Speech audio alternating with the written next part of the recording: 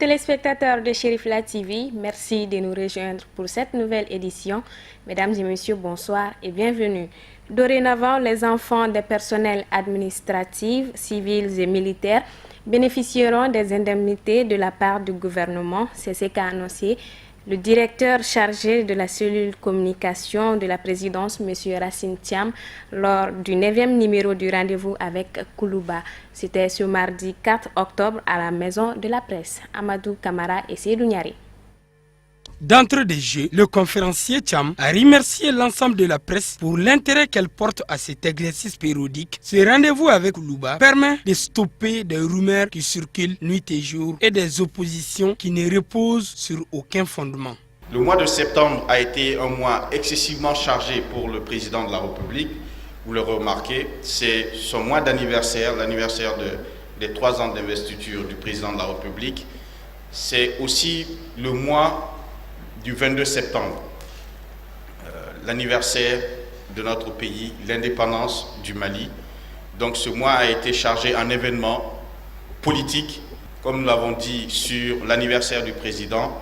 Le président lui-même a eu à faire un certain nombre d'activités, dont un entretien-débat en français et en bambara pour revenir sur les 3 ans. Ceci n'était pas un bilan, parce qu'un bilan, on le fait à la fin de l'exercice, mais c'était une analyse à mi-temps de ce qui a pu être fait, de ce qui n'a pas pu être fait et pourquoi cela n'a pas pu être fait. Le président, conscient des attentes et conscient effectivement des difficultés qui ont jalonné ce parcours, et conscient effectivement des attentes fortes de nos populations, mais a aussi mis l'accent sur ce qui a marché, ce qui est en train d'être fait pour satisfaire aux besoins de nos populations à travers le Mali, dans un contexte évidemment bien compliqué, qui est un contexte de crise multidimensionnelle, mais aussi qui est un contexte de guerre contre le terrorisme, qui ne nous permet pas effectivement, comme il a dit, sans le retour effectif de la paix, de dérouler concrètement tout ce que nous avons dans le projet et dans le programme pour un Mali meilleur. Ce 9e numéro de rendez-vous avec Koulouba était focalisé sur la mise en œuvre des pupilles de la nation et le vécu quotidien des Maliens. Pour Racine Thiam, sous le régime d'Ibeka, le pays a connu des avancées énormes dans tous les domaines. 22 septembre, qui a été l'occasion aussi pour le président de la République de revenir sur les acquis du gouvernement, mais aussi sur certaines promesses qu'il avait faites, par exemple l'année dernière où il a promis d'instaurer les pupilles de la nation. Le fait d'avoir promis cela il y a 1 an, je peux vous l'assurer, a été mis en œuvre correctement par le gouvernement. Les décrets sont pris, les pupilles de la nation sont opérationnelles à partir de ce mois de septembre. Qu'est-ce que les pupilles de la nation? Les pupilles de la nation, c'est permettre aux enfants des personnels militaires ou civils en mission pour le Mali tomber sur le champ d'honneur. Vous savez qu'on en parle depuis très très longtemps, mais pratiquement rien n'avait été mis en place de façon structurée, structurante et permanente pour permettre à ce que les enfants, les ayants droit de nos soldats tombés sur le champ de bataille puissent être pris en charge correctement. À partir de maintenant, ils seront totalement pris en charge jusqu'à leur maturité. Et quand on dit totalement prise en charge, en plus des pensions qui vont être versées et revalorisées, vous avez la prise en charge même de ces enfants en termes de scolarité, en termes de santé, en termes de suivi, pour effectivement leur témoigner que la nation est reconnaissante de ce qu'a fait leur parents, le sacrifice qu'a fait leurs parents, le sacrifice qu'a fait leur frère ou leur papa pour effectivement cette nation-là. Donc c'est quelque chose d'assez important sur lequel je voulais qu'on s'appesantisse un tout petit peu, parce que vous savez, chaque moment de la vie de notre nation, nous avons des avancées, et ces avancées effectivement nous permettent de dire nous avons des acquis, personne ne peut revenir sur ces acquis. Et à partir de ce moment, je pense que les pupilles de la nation sont une avancée formidable pour la prise en charge. Ça donne du courage à ceux qui sont sur le front. Ça leur dit que la nation leur est reconnaissante. Et le sacrifice ultime qu'on leur demande est un sacrifice reconnu à sa juste valeur à travers l'instauration des pupilles de la nation. La crise malienne n'est pas finie, mais nous sommes en train de nous acheminer petit à petit vers une sortie très honorable de la crise, parce que, encore une fois, les lignes rouges que les Maliens avaient fixées au président de la République, que le président de la République a fixées à ses mandataires, c'était on négocie, mais pas l'intégrité territoriale, pas deux armées, pas la forme laïque et républicaine de l'État. Et nous sommes en train de nous en sortir en gardant l'intégrité territoriale du Mali, en gardant la forme laïque et républicaine de l'État, en gardant une seule armée sur l'ensemble du territoire. Et c'est une prouesse diplomatique à saluer. Le développement du pays est un engagement fort du président de la République à l'endroit de ses compatriotes. C'est pour cela, dirait Racine Cham, le chef de l'État, Ibrahim Boubacar Keïta, n'a ménagé aucun effort pour s'atteler rapidement à des réalisations visant à honorer les populations locales. Au cours de cet exercice démocratique du rendez-vous avec Koulouba, nous avons donné la parole aux hommes de médias. Voyons ce que pensent les journalistes de cette initiative de la présidence de la République. Ils sont au micro de Amadou Kamara.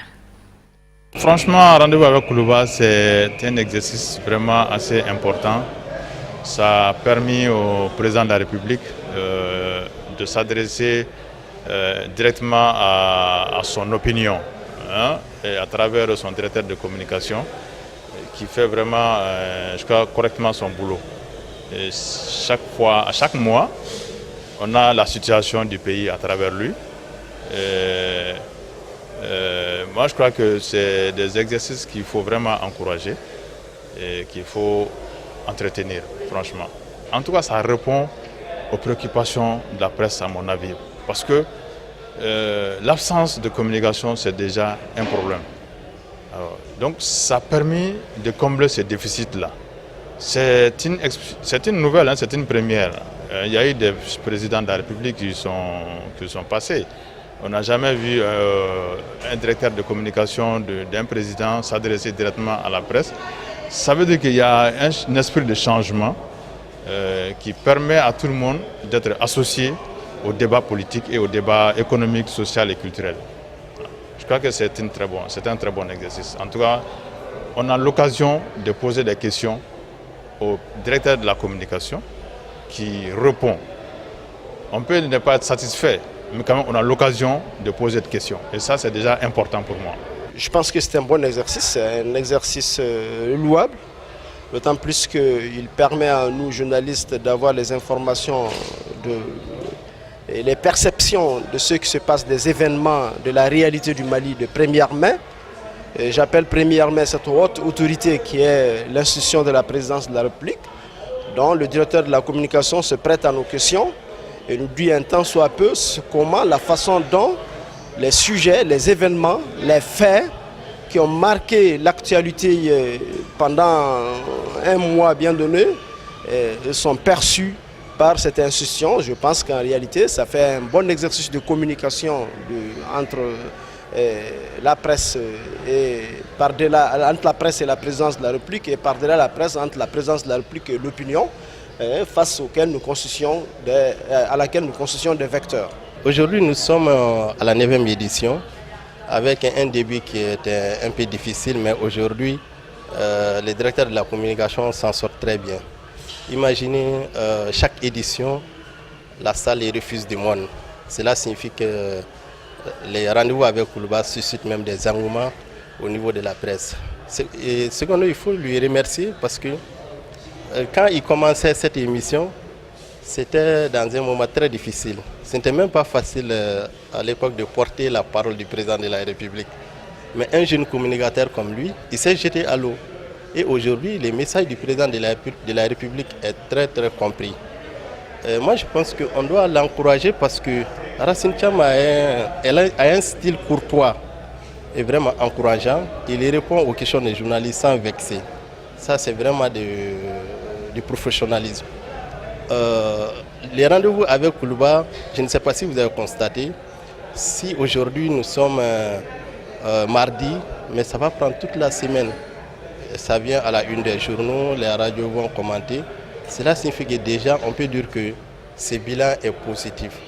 Et on peut l'encourager aussi à élargir ses rendez-vous avec Kouliba, peut-être un jour avec la conférence de presse du président de la République, parce qu'on ne l'a jamais vu, le président de la République, comme ATT faisait traditionnellement, de rencontrer la presse. Si les rendez-vous avec Kouliba peuvent s'élargir à une conférence de presse avec le président de la République, qu'il y a une interaction entre les journalistes et le président de la République, vraiment ça serait mieux. La 3e édition des Journées nationales du cacao et du chocolat s'est ouverte le week-end dernier à Abidjan sous la présidence du Premier ministre ivoirien. Fait notable de cette édition, le lancement officiel du label Cacao Ivoire. Amadou Diarra pour le commentaire.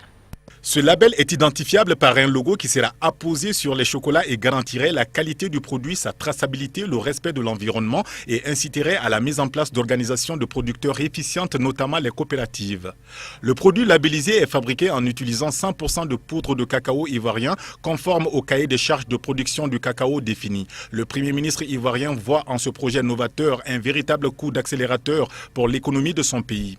Lors de son discours d'ouverture de la manifestation, Daniel Kablan-Donkan a rappelé que le président Alassane Ouattara avait fixé comme objectif de passer d'un taux de 33% de transformation des fèves en Côte d'Ivoire à un taux de 50% en 2020 pour, je cite, avoir plus de valeur ajoutée. À leur sort, il a demandé d'ailleurs, qu'en liaison avec le ministre de l'Agriculture, du Développement rural, mais aussi en liaison avec le ministre de l'Industrie, on a aussi bien une transformation plus poussée de ces différents produits, notamment en ce qui concerne le cacao, mais aussi en ce qui concerne l'anacarde et le coton, de manière à ce qu'on assure des revenus stables et rémunérateurs à la fois pour le monde paysan, mais aussi des jeunes là qui vont aller dans le domaine aussi de la transformation.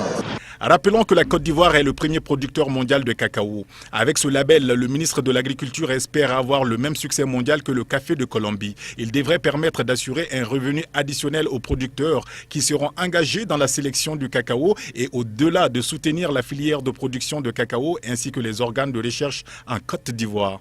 Je suis vraiment très content parce que vous voyez, le prix du cacao qui était de 750, aujourd'hui nous sommes à 1100 francs, mais il faut remercier le chef de l'État. Il est dans notre peau, il nous écoute, donc vraiment nous sommes de cœur, nous sommes avec lui. Le cacao est vital pour l'économie locale. Ce secteur représente 15% du PIB, plus de 50% des recettes d'exportation et surtout les 2/3 des emplois directs et indirects et des revenus de la population selon la Banque mondiale. Le premier pays africain producteur mondial de cacao cherche à mieux valoriser cette filière qui contribuerait sans nul doute à la création de milliers d'emplois. Les points de l'actualité africaine en bref et en images, c'est toujours avec Amadou Diarra.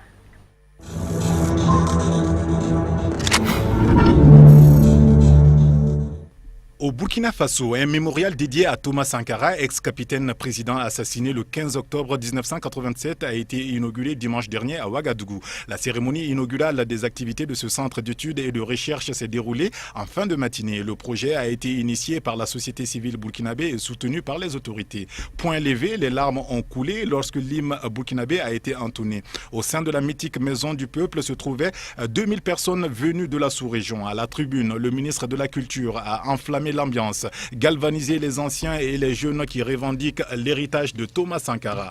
Parmi les artistes de renom international présents à cette cérémonie inaugurale, notre compatriote Nahawa Doumbia, l'ivoirien Tikendia Fakoly, l'ancien président du Ghana Jerry Rawlings.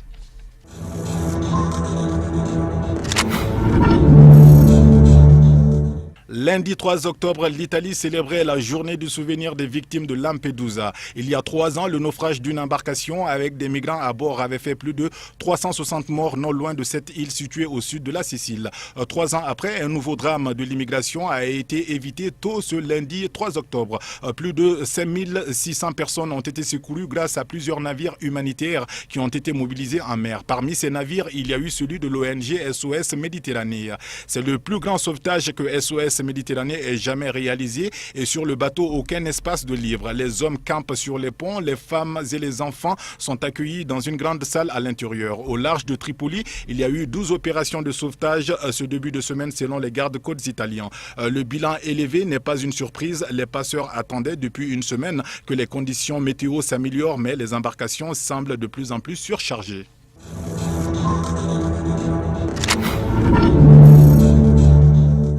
Le Maroc vient de procéder au démantèlement d'une cellule djihadiste féminine liée au groupe État islamique. 10 femmes qui avaient fait allégeance à l'organisation Daesh et voulaient commettre des attentats suicides ont été arrêtées lundi 3 octobre par la police marocaine. Très actifs dans la lutte antiterroriste, une première pour le Maroc.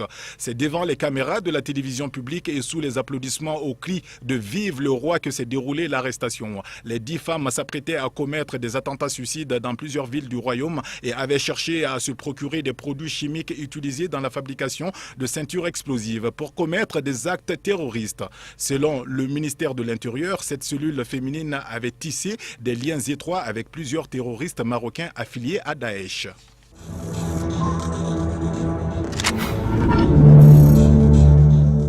Et enfin, en Turquie, plus de 12 000 policiers ont été mis à pied pour des liens présumés avec l'ex-prédicateur Fethullah Gülen, accusé d'avoir préparé le putsch avorté de la mi-juillet, a annoncé la police ce mardi 4 octobre. Sur 12 801 policiers mis à pied, 2 523 sont dégradés, a précisé la police dans un communiqué. La force de police en Turquie compte quelques 270 000 hommes et femmes. Cette annonce survient au lendemain de la décision du gouvernement de prolonger de 90 jours l'état d'urgence en vigueur depuis la tentative de coup d'État.